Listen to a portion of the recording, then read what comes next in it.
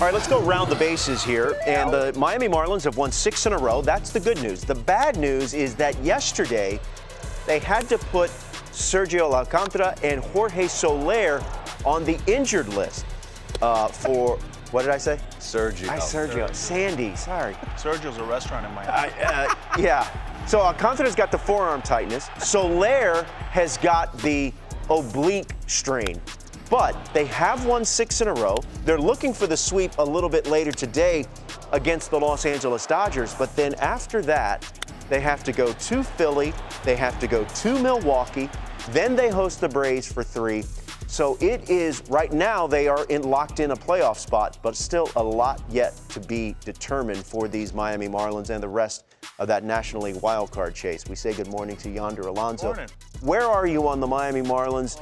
From an on-field perspective, things are going great, but off the field, losing 2 very big pieces. I think Sergio Alcantara or Sandy. Santry, thank you, Sandy.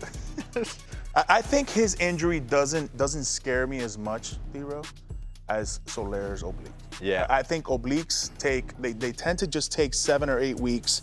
You think you feel great, and then next thing you know, you're in the batting cages. Did you say and 7 to 8 weeks? If you have a pulled oblique, it depends. He's built There's like grades. a Greek god, so maybe not as bad. The oblique situation reminds me of, like, remember Marte would do that all the time in Pittsburgh, and he never could come back. I think as a power hitter, you need your oblique. As a hitter, you need your oblique. But I think for the Sandy one, it's a little different. That's more, irritation. Yeah. He can be back. He can get some rest. He might need it. He might be a little fatigued. It might be elbow, but it might be something else. So I think for Sandy, it doesn't really scare me as much as Soler's. It just comes at a bad time. Yeah, brutal. To think Skip Schumacher sitting there in his office and head trainer comes in and goes, we got to put both these guys on the IL at this moment when we're rolling, scares me. Yeah. But the culture's been shifted. I love what Kim Nang did at the deadline. She got more offense. The Soler, listen, I've had an oblique. You think you're good, you put the first ball on the tee, and you have to be willing to let it go. Yeah, that's another one. And until you've got to you're be willing to let it go.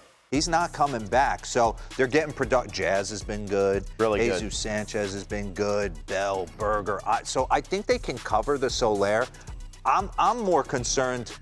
I like my big dog. I like my start. I know he's got a 4.14 ERA, but he's been throwing the heck out of the ball lately. So. Hey, that kid Cabrera yesterday, he was throwing pellets. And Luzardo locked horns with Kershaw. Looked great. Yuri Perez.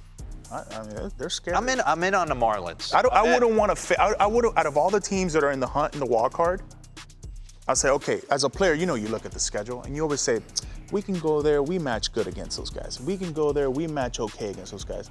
You look at the Marlins starting pitching and bullpen and just roster, the way they go about Luis Arias, Jazz only has about 250 at-bats, got 16 bombs, 30 steals. And they're going in the second deck, some of them. Yeah, he's got prodigious pop. Also, Braxton Garrett's been really good for them. Yeah, he's been good all year for them. Meantime, the New York Yankees have won 5 in a row, and Jason Dominguez has 3 home runs in 5 career games.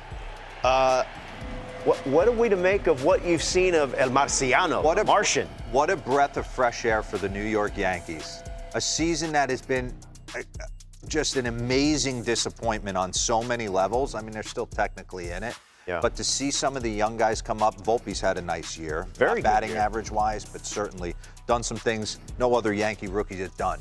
But for Dominguez to come up and be comfortable in Yankee Stadium with the weight of those pinstripes, having fun with the fans, but I'm telling you, people, you see him ride his back leg? Yeah. He's got a danger. He's going to hit. He's going to hit, period. So he has been a nice breath. All the young guys have been a nice breath of fresh air. I'll tell you what, man. Yanks. John Sterling's call was incredible for him. But another thing is, and I'm going to ask you this, as a young player, you really don't know when you get to the big leagues what you're in for, right? You're just playing every day. You're in a certain high. But are they playing for Boone's job? I don't think so. No, I really, because you sit there, honestly, he comes from a baseball. No one knows the game as good as. Listen, I know I'm a huge advocate for Aaron Boone, but if Brian Cashman's back and he's coming back, where are you going? He's You're great. not going downshift, going the other way. What are you going to bring in, like a Joe Girardi type? No, Booney's been there. I mean, they needed Cortez to be healthy. They needed Rodon to be healthy. Rizzo not to get a concussion. Stanton to compete at the highest level. Glaber to get, I mean, Judge went down. Glaber's having a great year. Right now, the Yankees are 6.5 back of that final wild card spot. Now, they did last weekend go into Houston and sweep the Astros.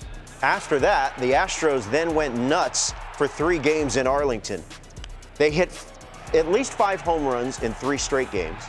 They hit 16 home runs. That's the most ever in a 3-game series in franchise history.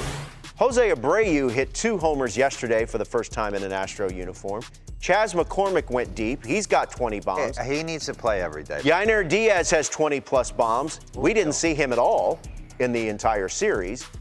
At least he didn't. I don't think he started behind the plate. Michael Brantley went deep. Where are you on this Astros team right now?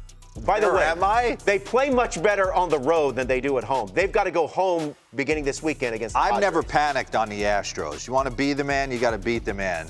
I've heard it too many times. I mean, the lineup, and you're going to get into it, is strewn with professional hitters. Obviously, Altuve doing things we haven't seen with the 5 homers and 6 straight at-bats. But I'll give some love to Alex Bregman because I think he's kind of hid the entire year in this lineup. Last 20 games hitting almost 400 with almost a 1,200 OPS. He's starting to turn it on. My bigger fear, and I know Boch is tired of hearing it, but when you put eyeballs on the Rangers right now, they have to pull a shoot. They got an off day today, and then they're going to get a 3-game set against Oakland.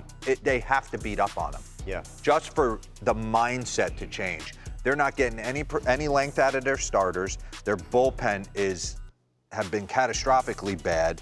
Adolis Garcia, that didn't look good. That didn't look good. He We'll was see very upset. So it's like it's all kind of crash and burning around you. You need someone to bail you out. Let me ask you, the comments from Max Scherzer yesterday. I need rest. Yes, he kept saying, he used the word rest a couple of times. What does that say to I you? think, D-Row, when you get to this part of the schedule, everybody needs rest, right? Yeah. You're exhausted. You're on fumes. I just think for me, the way Bochy needs to go about this is every game is a Game 7 from here on out. I mean, they're in the brinks of this is getting away from them and fast. Yeah. Like He's got it's no fast. options. It's not like your starter gets in trouble. Who are you going to? D-Row, I watched the game. And it feels like the starters, they can see it in their face that they need to go deep into the game for them to have any shot. It's a lot of pressure. Max is nicked up. Obviously, he talked about it. It's saying, trainers, we understand what this is. They're going to give him an extra day of rest here. And as you said, they get the A's at home. They gotta go. This weekend.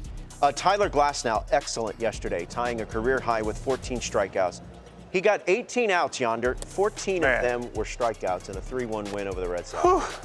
He made a really good offensive team right now. It felt like varsity JV. That's really what it felt like. And I face this dude, and it's 100 cutting, and it's a curveball, and it's a changeup, and it's coming at you, all long hair, long arms. This dude, this is the most out of all the guys in Tampa in that roster. You can talk about Rosarena and Diaz and Paredes. This is the dude that needs to get them over the hump, right? Like, he's the #1 starter. He's the guy that's gonna beat your best. He's the guy that's gonna shut down everything that needs to do with the other team's offensive woes or whatever they got going on.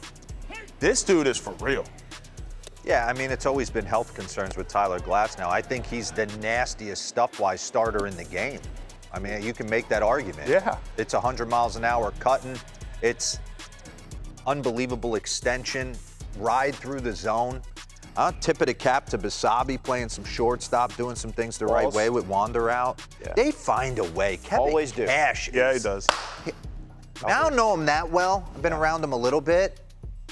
D-Row, out Guys of all, post for him. I'll tell you this, out of all the fastballs and all the pitchers I faced, and I was talking about this the other day as well, Glasnow has the best fastball in the game. I mean, it just gets on you. Because he's They signed him he's to a 9 little feet savvy tall. deal. He is He's gonna 9 get feet 25 tall. mil next year. The Rays Take a are mill, off. Get a body scan.